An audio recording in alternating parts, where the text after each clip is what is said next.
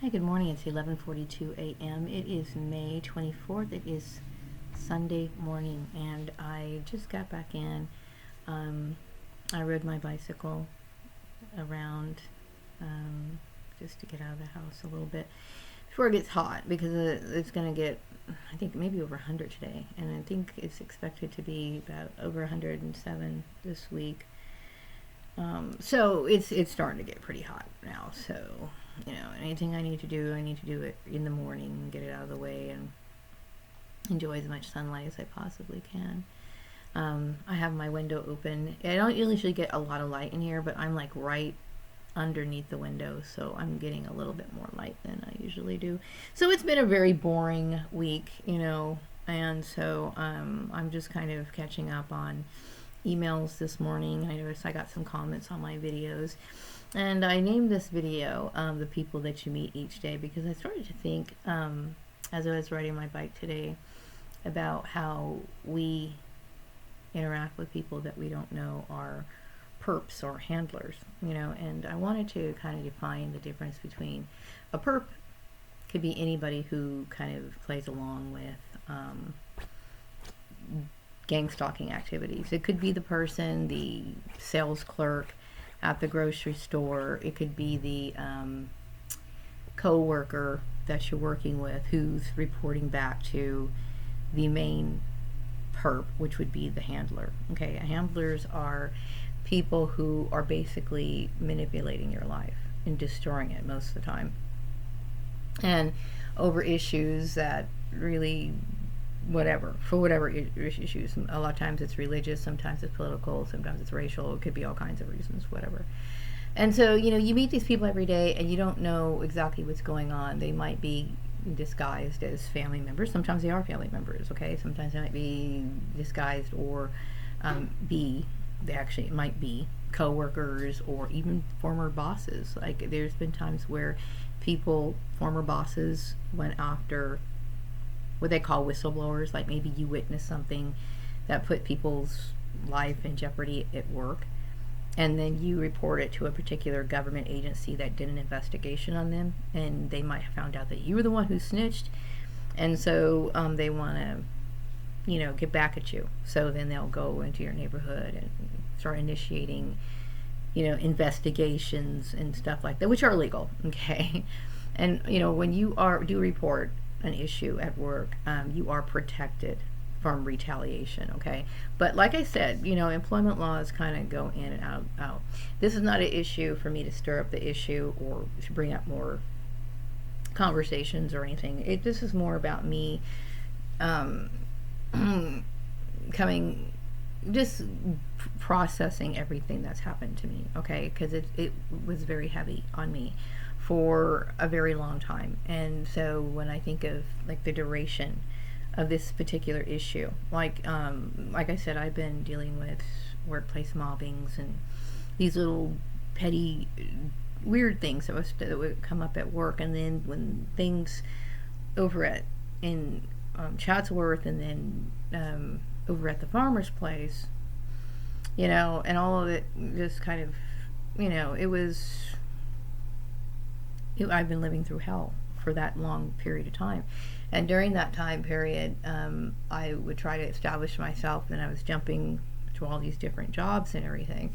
And so, oftentimes when you have a handler or a main person, they aren't really concerned about your future, like what you need to do in order to survive, what you need in order to maintain a level of work history or whatever, because it's not about that. It's about some sort of game that you're being played. So your life gets thrown in different areas. Like, you get things got really messed up with my life. Like, I was going to these different jobs, and arguments would get started because these people were in on the main perps or the main handlers game or whatever, and it's all it took me by surprise. Like I couldn't figure out why these arguments would constantly follow me from one place to another. That's an indication that you're being gang stalked, okay?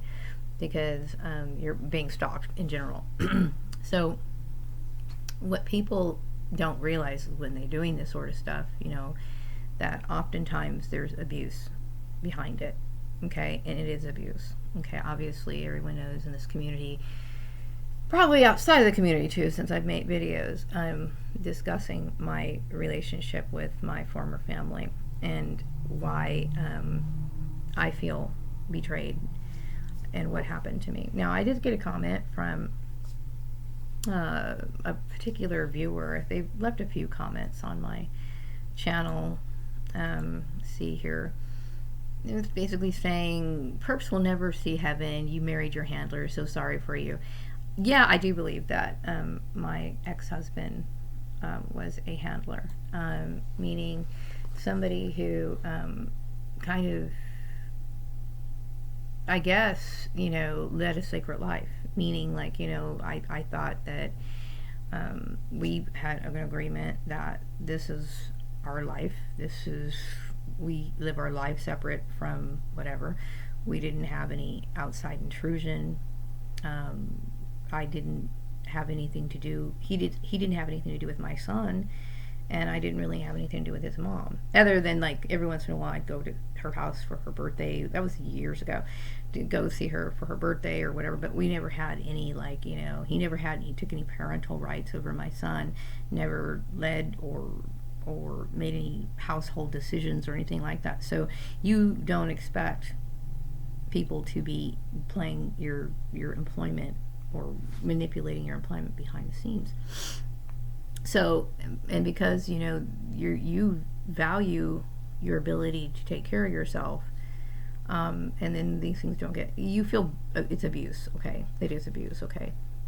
So yeah, I did marry my handler. I am divorced from my handler. He may have been more of a handler than a husband, meaning, like, I don't even know if we were legally married.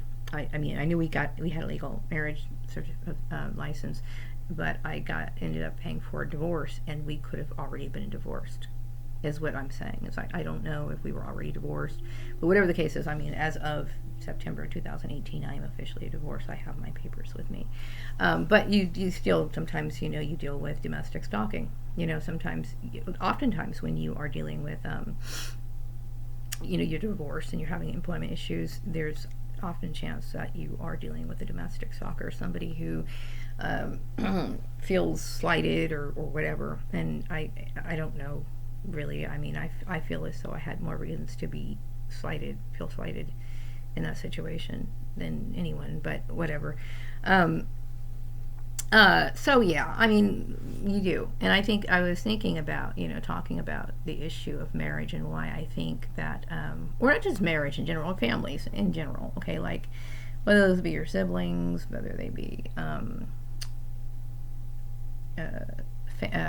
parents or whatever. I'm just saying is that, there should be a clear defined guidelines as to the conduct of that family. And, they should all know the law. And these expectations should not just be out of the blue. There's a lot of abuse that goes on in these sort of arrangements where people are choosing your jobs, and then anytime they feel, especially if you're a scapegoat, okay, anytime they feel like they're in a bad mood or whatever, they want to take it out on you, they'll take it out on you. There doesn't have to be a justification. And so this is where the abuse comes in. And this is why we call these people handlers, because the abuse is unwarranted most of the time. So, yeah. Anyway, so I've been doing a lot of thinking in this last few days about just things in general. How like shocking this is to me. And how like I feel as though I never really knew these people. Like, you see them on the holidays and you remember what you spent, like the times that you spent with them as kids or whatever, but you don't know somebody who has the mind to do something like this, to invite you over, smile on your face, and then meanwhile they have some sort of other agenda behind your back. That is like when you find that affects you monetarily, and as well as your reputation, and you think about that, and then you just how could you feel anything? But I have the legal right to not associate or have any sort of affiliation with my family, my ex-family, or, you know, and that's the weird part, you know, that some people hang on, they want to hang on, and they don't accept it. There are, you know, obviously laws on the books that protect you from domestic stalking, but, you know, this person also mentioned that they were talking about religion, how a lot of churches do gang stalk former members or whatever. I never belonged to a church, but because they did make this a religious issue, you know, I did have what I call pointless stalking, like people from different churches, you know, looking at me like, well, how come you don't go to church? Well, which church are you talking about? The thing is that these people were creating a bunch of hoopla over nothing. Like, you know, if you're using all these different people from different denominations, but you're not defining which church. And aside from that, I wasn't raised religious. And when I got married to my ex-handler, you know, he knew that I wasn't religious, and he knew that I wasn't going to accept his religious views. We didn't look at it as, since he wasn't legally adopting my son, we didn't look at it as like a family type thing. It was more like, well, we live together and this is what it is. I mean, you know, people define their relationships or whatever, marriages, in different ways. You never know that other people are trying to define your relationship behind the scenes, you know, and that's devastating. You know, I personally, you know, I have been giving a lot of thought to, like, my son's getting older, and who's to say if he might choose to get married, he might not. But I will never intervene in their personal life. I will never do that. You know, I will never sit here and abuse my son's wife or anything like that. I know my place is to respect what he does. Like, even the Bible talks about, like, a man leaves his family and he takes a wife. Then his main concern is that particular family. You know, I take a back seat, and that's what you do. You take a back seat. And so anyway, I'm just like shocked about all of it. And so anyway, I'm over the fact that I was betrayed by my blood relations. I'm over that. I do think that what happened was irrational, because what happened over at the farmer's place, I had nothing to do with. Okay. And the nitpicking fights and the arguments, I had nothing to do with. And then what happened after I left, the circus and this stupid show that had to be put on to create even more trauma. You already made a person lose their job for something that they didn't deserve. And then you continually played this game for years and years and years. I think it's like, you know, you are, in my mind, sick. You're a sick person. And that's what I have to deal with every day. I deal with the fact that I come from a very sick family that would bring this into, and then feel this need to compete with someone who had no interest, none whatsoever, never wanted to compete with you. You know, the very fact I was out here trying to keep a roof over my head, go to work every day, do what I needed to do. Okay, I didn't know what you guys were buying, what you guys were doing. I had no idea. I don't know. I don't sit here and pay attention. I knew that, you know, you guys went to work every day. I knew that there was times where my ex-sister Lisa was working at a department store or whatever. I knew that was their routine, but I never sat there and thought about, well, what's Lisa doing? When Lisa got her gastric bypass surgery, I was like, okay, good for her. But it was like this, I didn't realize that this was a competition. I really had no idea. And the childishness, and then the using religion as an excuse to try to gain control over another person, because that's usually what religion is used for. And oftentimes people use religion to abuse people. It's just right down to a lot of these people who, like priests, to go around molesting children. You can make a person submissive. You can get them to do anything. And that's where the religious aspect comes in, to try to control. And that's Sorry if I continue to bring this up, but this is my channel. And there is a lot of, what do you call it? Like when you are working a job and you're going to work every day and you're doing your best to get there on time and you're doing your work. I busted my ass over at the Farmer's Place. There were times I got there early in the morning to get things done, to prove my worthiness, okay? Because I needed that. And then you guys come in with your game playing, okay? And then I'm sitting here like fighting for my life, and it's a fucking joke to you guys. Do you understand how sick you are? And you think something's wrong with me. You think something's wrong with me because I take care of myself? So you have to come in and start making jokes about it and then try to get me annihilated because of it? How in the world could I possibly ever want to have anything to do with you? I think you guys are monsters. There's something wrong with you. Any psychology book would tell you that.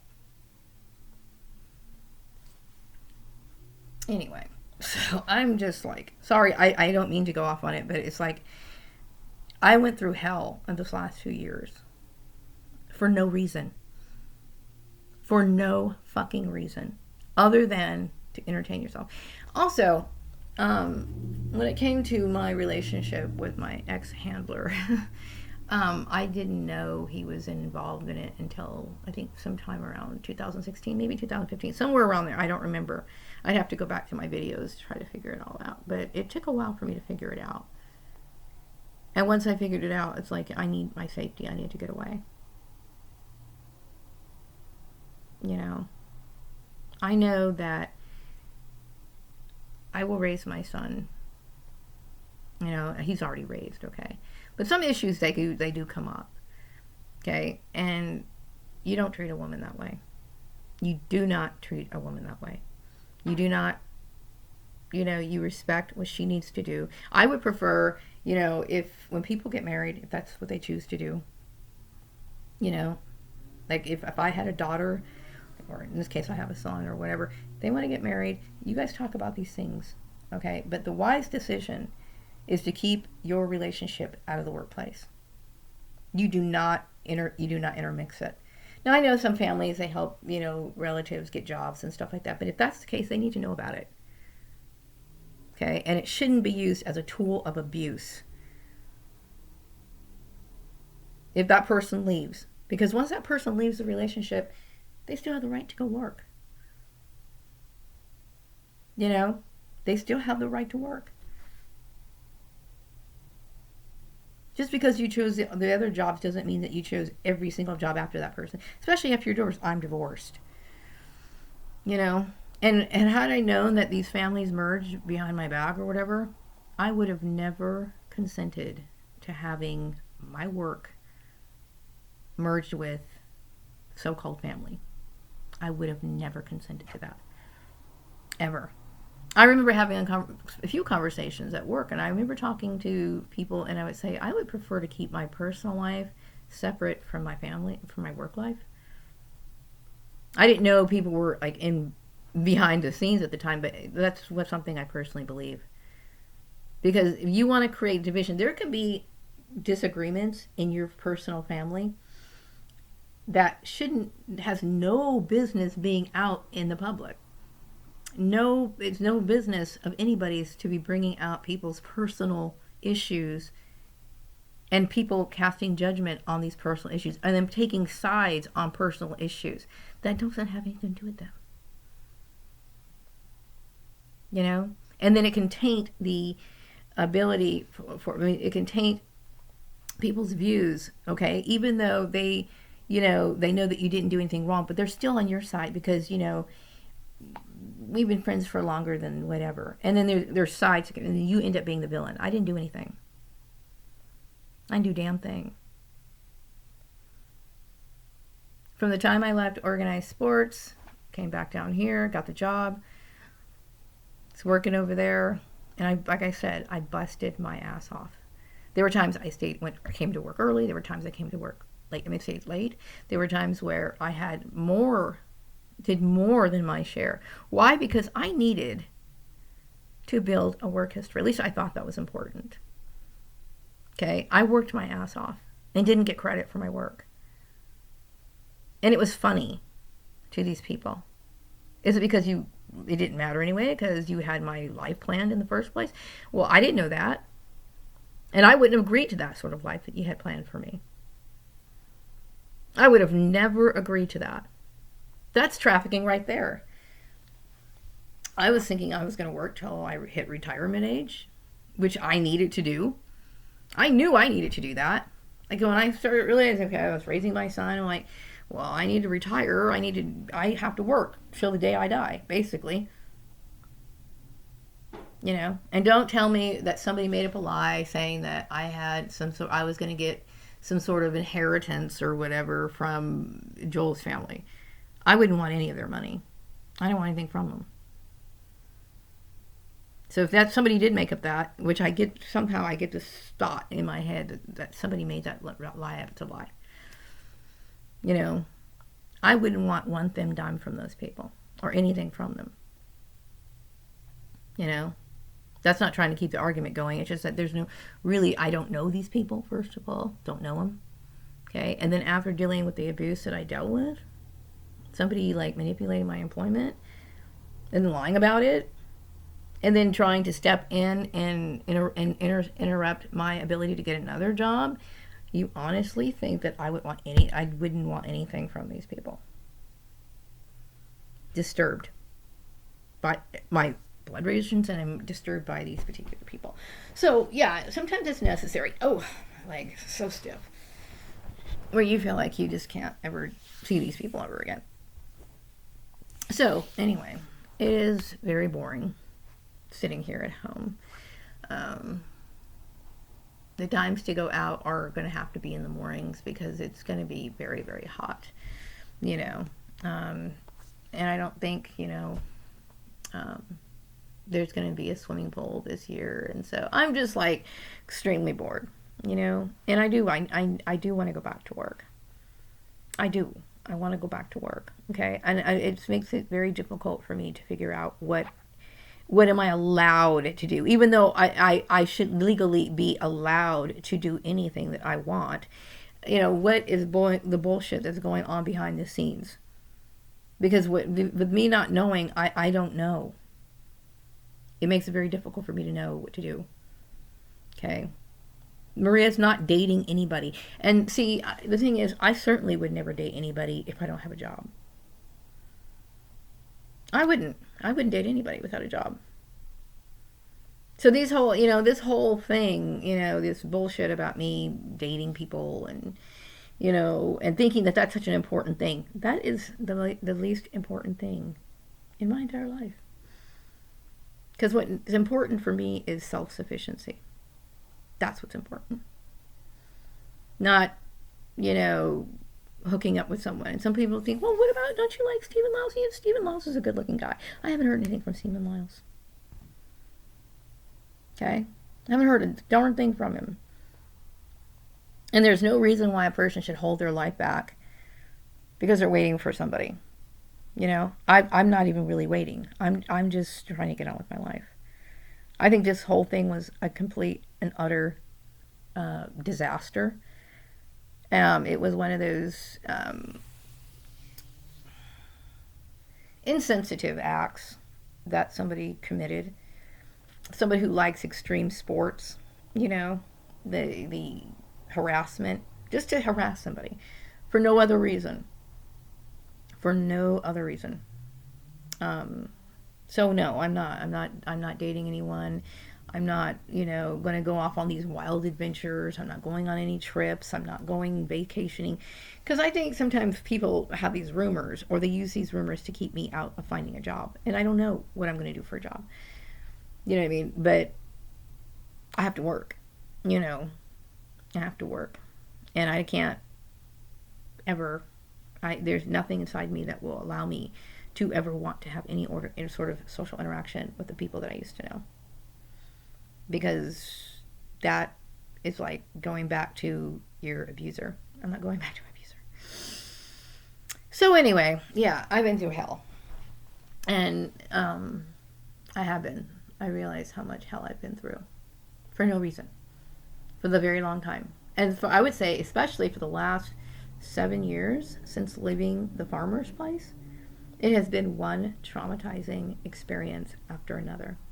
One stupid job interview after another. One dumb job working for incompetent people who have no problem harassing women,